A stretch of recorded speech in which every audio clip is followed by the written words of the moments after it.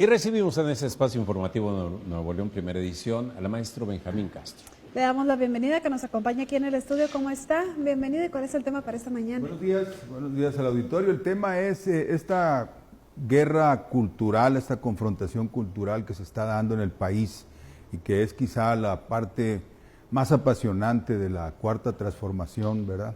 Porque se está dando en la familia, se está dando en las redes sociales, se está dando en todas partes y además pues tiene su base, digamos, todos los días en las conferencias mañaneras del presidente López Obrador. Es un debate quizá también que ocurre por primera vez en la historia de la humanidad, donde un dirigente, un mandatario, mejor dicho, diariamente debate con sus adversarios o opositores y en donde participa una buena parte de la población. Esto es inédito en la historia, quizá en los tiempos de Grecia pues, hubo algo similar, ¿verdad? Cuando los ciudadanos se congregaban en las plazas a discutir, pero en este caso sucede que quienes son, digamos, los opositores al gobierno recurren a los mismos dogmas ya refritos y además fracasados, debemos decirlo, de los gobiernos neoliberales. Estos gobiernos neoliberales, según un análisis de la jornada por allá en el 2014, representó el triunfo cultural del ITAM, porque todos estos gobiernos fueron hechura de los funcionarios prominentes que venían precisamente del ITAM. Este es un libro de María Eugenia que expresa ahí claramente la historia de esta institución, ¿verdad? Que fue creada precisamente para generar una corriente neoliberal por allá en 1946, ¿verdad? Meterlos al gobierno poco a poco, entraron con el gobierno de Echeverría en un puesto minúsculo ahí en la oficina de la presidencia, sí, de bajo perfil, hasta llegar a tomar la Secretaría de Hacienda ya abiertamente con Carlos Salinas, ¿verdad? Entonces, ellos, la escuela austriaca es el origen de este pensamiento, que es una ideología que dice que pues simplemente el Estado no debe existir, ¿verdad? Que todo lo que haga el Estado es maligno, ¿verdad? Que de ahí viene la corrupción, de ahí viene el endeudamiento, de ahí viene el gasto público desmesurado, ¿verdad? El derroche, que es culpa pues del Estado mexicano, bueno, en general del Estado. En la siguiente imagen tenemos a esta institución que es el ITAM, ¿verdad? Cumplió 75 años en el 2014, en el 2016, o sea que ya tienen su ratito, financiado por Bayeres, los Rockefeller, y familias de ese tipo, ¿verdad? De la oligarquía internacional. En la siguiente imagen están los fundadores, especialmente estos dos, que no son muy conocidos, pero que son los que vinieron y elaboraron, dieron conferencias, auspiciados por Montes de Oca, el que fue secretario de Hacienda por allá en los 30, y formaron la institución, formaron el instituto, después se les dio un terreno, después se les dio autonomía, incluso, autonomía para que operaran como universidad, ¿verdad? Y desde ahí pues crearon esta escuela de cuadros de la ideología neoliberal radical, ¿verdad? Porque en el Tecnológico de Monterrey digamos que son moderados, neoliberales moderados. Aquí es radical total, destruir al Estado mexicano y el legado de la Constitución. Estas en las conferencias de von Mises lo decían abiertamente, la Constitución mexicana se tiene que ir, la de 1917. En la siguiente imagen se ve pues los que generaron, ¿verdad? Algunos de los cachorros del ITAM más conocidos, ahorita hay más, por supuesto, y en puestos menores, ¿verdad? En el sector público, pero digamos que estos son los más famosillos, especialmente Pedro Aspe, el secretario de Hacienda de Carlos Salinas, ¿verdad? Uno de los más destructivos, ni se diga de Carstens, ¿verdad? O el propio Luis Videgaray, ya con un nivel de inmoralidad mayor incluso que los primeros, ¿verdad? Porque esa era la característica, no al Estado, pero tampoco a la moral. La economía es una ciencia neutra, según ellos, ¿verdad? Tú puedes robar y hacer tranzas, es el mercado, son los negocios.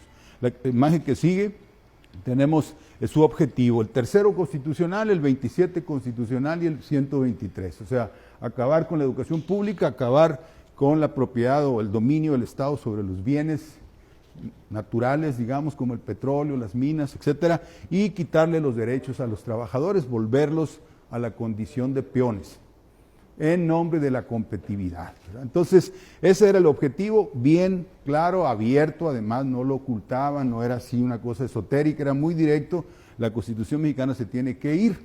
Por eso los gobiernos liberales parecían el triunfo de esta corriente, ¿verdad? Hasta la llegada de López Obrador. En la imagen que sigue tenemos su resultado, porque aquí, como quien dice, a los neoliberales en México se les agarró con las manos en la masa, ¿verdad? O sea, ¿cómo se dice? En fragancia en su delito. Destruyeron el crecimiento, o sea, fracasaron, porque ellos siempre dicen que sin el Estado, la iniciativa privada, la inversión extranjera va a catapultar la economía, y pues resulta que en México la desplomaron, ¿verdad? No volvieron a crecer y mantuvieron el crecimiento casi en cero, ¿verdad? Porque ya sumando la población, el crecimiento, pues no llegó o no pasó de cero. En la imagen siguiente, lo peor, ¿verdad? Que es el endeudamiento. Provocaron lo que siempre decían combatir.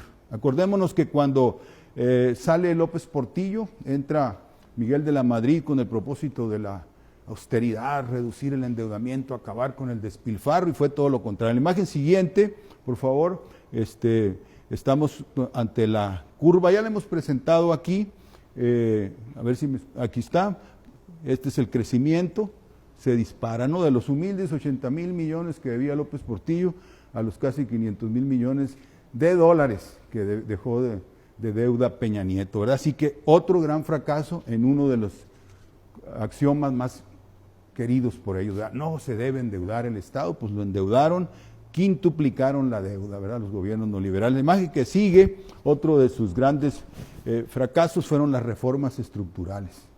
Nos dijeron, hombre, con las reformas estructurales vamos a crecer, la famosa promesa de los 3 millones de barriles diarios de petróleo, y que los pusieron en 1,5 en realidad, o menos de 1,5. Esa reforma, las demás también podemos criticarlas, ¿verdad? Pero la reforma energética fue la que los encueró, ahora sí, ¿verdad? Fracasó plenamente porque ni siquiera vino la inversión que decían que iba a venir, ¿verdad? Todos los bancos y fondos de inversión no vinieron, ¿verdad? Aquí en la imagen que sigue, entonces, quiere decir que fracasaron completamente, porque aquí está la producción de petróleo, como la dejaron por acá en el 1,5, poquito más de millones de barriles al día. Absoluto fracaso del dogma neoliberal en el caso de la producción petrolera, ¿verdad? En la imagen que sigue tenemos ahora como, de todas formas, después de este fracaso, vuelven a manejar los mismos axiomas, los mismos rollos. ¡Ay! Están enojadas las calificadoras. ¡Ay! Los mercados están viendo mal a México. Uy, no fuimos a Davos. Uy, no fuimos a la reunión del G20. ¡Qué horror! Se van a enojar los mercados con México. Ahora, ¿y con qué nos amenazan? Pues que se va a ir la inversión extranjera. Veamos aquí lo que ellos, estas calificadoras operan como pitonizos, ¿no? O sea, como el oráculo de Delfos, que le decían a los pueblos griegos qué les iba a pasar, ¿verdad?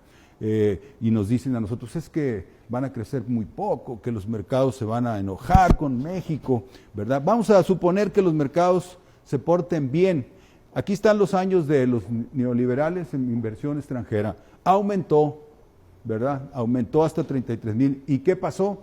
La economía no creció, ¿verdad? Así que la inversión extranjera no es muy benéfica, que digamos, más bien es saqueo, porque la mayor parte de estas inversiones extranjeras fueron compra de fierros. O sea, cuando compraron un banco, ¡pum!, compramos un banco, pero era el mismo banco. Compraban las acereras, cuando compraron la cervecería, aquí el caso más famoso, era la misma cervecería, pero ellos presentaban eso como una gran inversión. Creo que fue por aquí en uno de estos años, ¿verdad? Oh, gran inversión. No, compraron los fierros, lo que ya estaba, como se dice, ¿verdad? Entonces, la famosa inversión extranjera no ha sido útil, no ha representado el motor del crecimiento y no nos ha dado crecimiento, puesto que no ha crecido la economía en 30 y tantos años, ¿verdad? Así que es otro dogma que se vino abajo, otro dogma neoliberal que se viene abajo aquí en México, ¿verdad? La imagen que sigue, esto es lo que la inversión extranjera no nos va a dar y el periodo neoliberal no nos dio, o sea, verdadera infraestructura, como está ocurriendo por eso mismo en los países asiáticos, que los países asiáticos, ahora aglutinados en torno a la nueva ruta de la seda, esta estrategia china, son gente que también, o sea, saben de aguacates. Ellos también se echaron sus 25 años de neoliberales, le echaron ganas, hicieron todos los famosos tigres asiáticos, la propia China, ¿verdad? Y no los condujo al crecimiento, no los condujo a la prosperidad, los condujo a una bancarrota por allá en el 99, 97. Todos vimos cómo se derrumbaron Singapur, Indonesia misma, Corea en aquel momento, ¿verdad? Fue una burbuja que se reventó. Entonces ahí aprendieron la lección y decidieron tomar otro camino, que es una alta intervención del Estado, conducir la economía hacia las grandes obras de infraestructura que te den capacidad económica, hacia el desarrollo industrial y tecnológico, ¿verdad? Asia en este momento está avanzando en las tecnologías que Occidente abandonó a partir de los 80, por ejemplo, la energía nuclear. Son campeones los chinos, los propios coreanos, en fin, no le tienen miedo a la energía nuclear, van muy avanzados, y acá pues se suspendió en Occidente, ¿verdad? Dice que porque era como Chernobyl y todo eso. Entonces, ese camino, ese nuevo paradigma económico es el que ha resultado, que ha dado buenos resultados a esos pueblos, ¿verdad?